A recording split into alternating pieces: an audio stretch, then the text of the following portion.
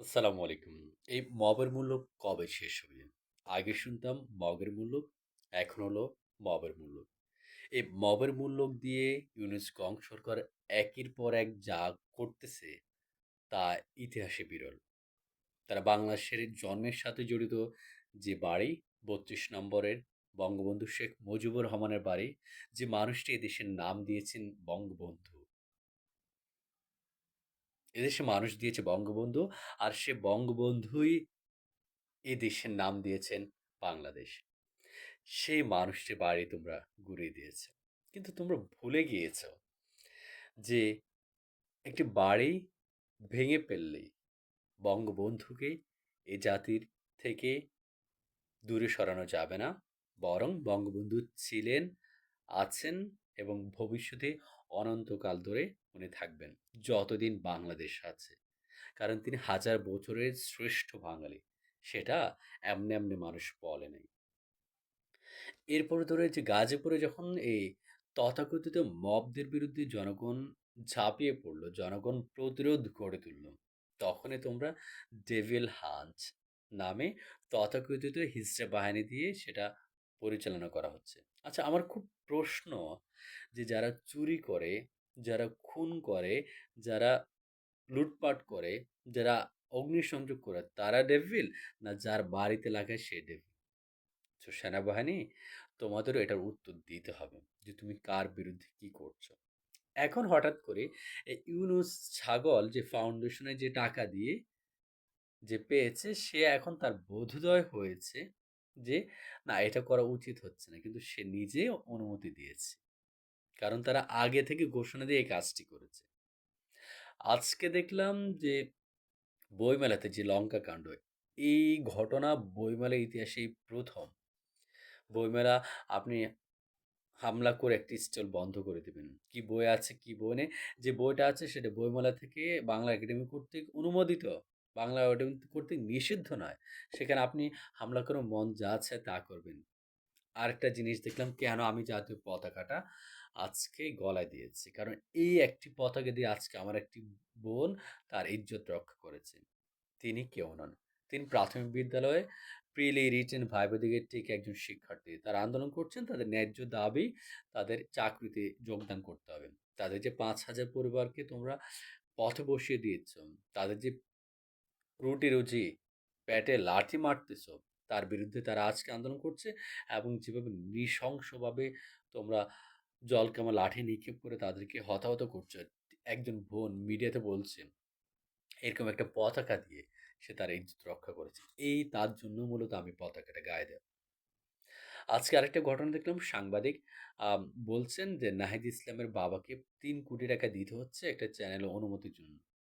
তো চিন্তা করুন, আমরা কিছুদিন আগে দেখেছি হেলিকপ্টার উপদেষ্টাকে, আমরা কিছুদিন আগে দেখেছি লাল গালিচা উপদেষ্টাকে, যারা খাল খনন করতে লাল গালিচায় সংবর্ধনা নেন।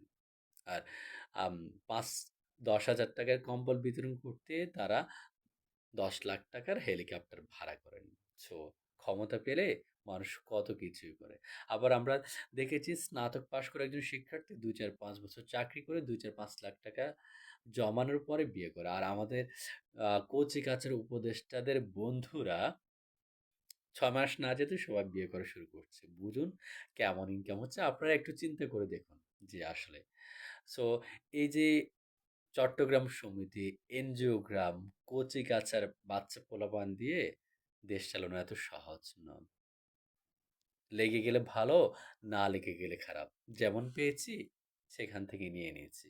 রাষ্ট্রটা তো চরকা খেলা না। রাষ্ট্রটা তো 29 না রে বাবা। যে ট্রাম মারলাম, হলে হলো, না হলে নাই। এত সহজ না। একটু এই যে আপনাদের ইউনূস সাহেব, আপনার যে কচিকাঁচা মন্ত্রিসভা যে এনজিওগ্রামরা আছেন চট্টগ্রাম সমিতি, এদেরকে যদি ওয়ার্ডে মেম্বার নির্বাচন করতে দেওয়া হয়, একজন কি টিকবেন? এত সহজ না। রাষ্ট্রটা অনেক কঠিন জিনিস। সো নিজেকে খুব দ্রুত সেফ এক্সিটে নিয়ে যান। যোগ্যতা না থাকলে চেয়ারে বসে বেশি দিন টেকা যায় না। আর কূটকৌশল করে ক্ষমতা দখল করা সহজ, ক্ষমতা ধরে রাখা সহজ নয়। রাষ্ট্র তো মামার বাড়ির আবদার নয়। এদেশের মানুষকে ভুলভালভাবে কোটার জন্য বুঝিয়ে এখন আপনি আবার কোটা চালু করতেছেন। আপনি বলছেন যে জুলাই অভ্যুত্থানে নিহত আহতদের পরিবারের সদস্যরা কর্মক্ষম হলে তাদেরকে চাকরি দিবেন। আরে বাবু, তাদেরকে ৫০ লক্ষ টাকা বিভিন্ন ভাতা দিচ্ছেন। মুক্তিযোদ্ধাদের ভাতা বন্ধ করে দিয়েছেন। আর এরা তথাকথিত ষড়যন্ত্রকারীদের আপনি ভাতা দিচ্ছেন ২ দিনের জন্য। হ্যাঁ, একটু নিজেকে প্রশ্ন করুন বাবা, আপনি কি করছেন? হ্যাঁ, নিজেকে একেবারে ওই যে রাস্তার একজন মানুষের নিচে নিয়েন না। একটু ভেবে দেখুন যা করছেন তা কতটুকু ভালো করছেন। এদেশের সাথে এদেশে ডক্টর ইউনূস আরো অনেকে আসবে। নোবেল প্রাইজ অনেকে পাবে।